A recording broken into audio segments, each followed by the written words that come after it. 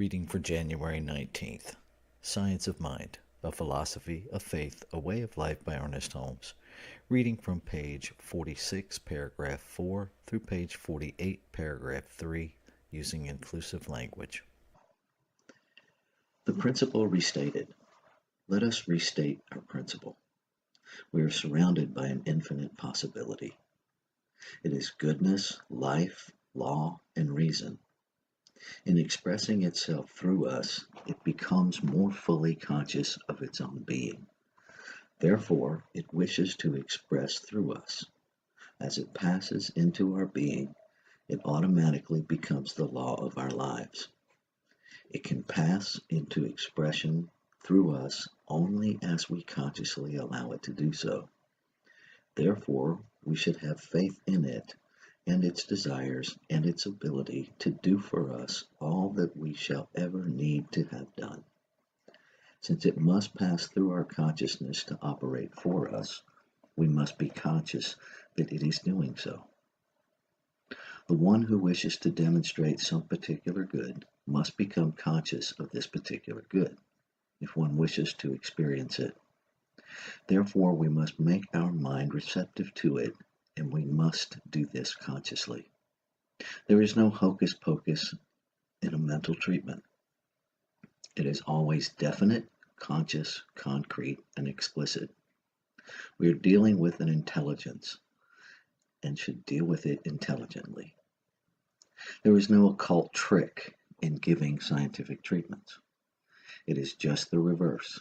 Simplicity should mark our every effort, and positivity should accompany all statements that we make in the laws of good. The secret already known. A treatment is a statement in the law, embodying the concrete idea of our desires and accompanied by an unqualified faith that the law works for us as we work with it. Let us waste no time looking for the secret of success or the key to happiness. Already the door is open, and whosoever will may enter. Undoubtedly, each of us is now demonstrating our concept of life. But trained thought is far more powerful than untrained, and the one who gives conscious power to their thought should be more careful what they think than the one who does not.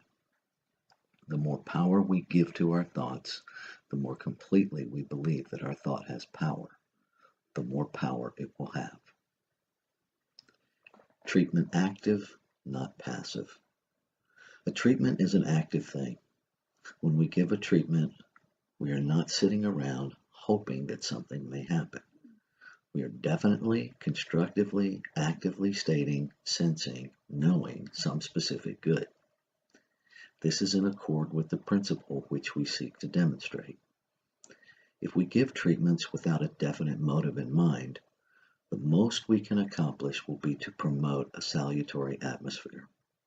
A passive meditation will never produce an active demonstration, any more than an artist can paint a picture by sitting down with their paints but never using them. The mind must conceive before the creative energy can produce.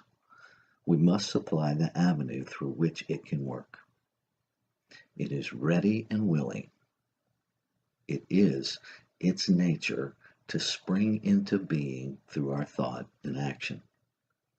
In an iron foundry, the iron pig is thrown into a great furnace and melted. That which was solid becomes liquid, and is then poured into molds which are fashioned in different shapes. The iron itself neither knows nor cares what particular form it takes. It is formless, ready to take any form supplied. If we did not place it in the proper molds, the liquid would assume no particular form. This is the way it is in dealing with the subtle energy of spirit. But the molds are made in our own subjective minds, through conscious and specific thought, purpose, and direction. We should be careful not to think that because we make the mold, we make we must create the substance. It already exists. It is part of the life in which we live, a part of the universal energy. Definite molds or concepts create the shape in which to be created from the general liquid.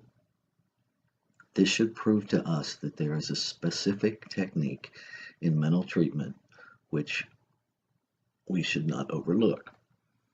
If we wish a certain good, we must instill in our minds a realization of this specific good.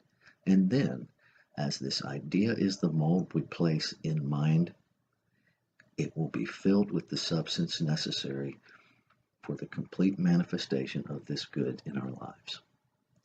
Therefore, if we seek to demonstrate, we must tell ourselves that we have faith in our power, in our ability, in the principle, and in the certainty of the demonstration for which we work.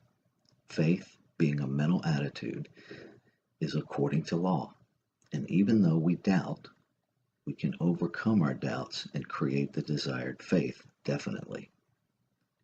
If this were not so, only those who by nature have faith in God could ever hope to understand the principle of science of mind and spirit, which is subject to certain definite, immutable, and impersonal laws. However, even though faith is a necessary attitude, it is something that can always be established by explaining the theory and proving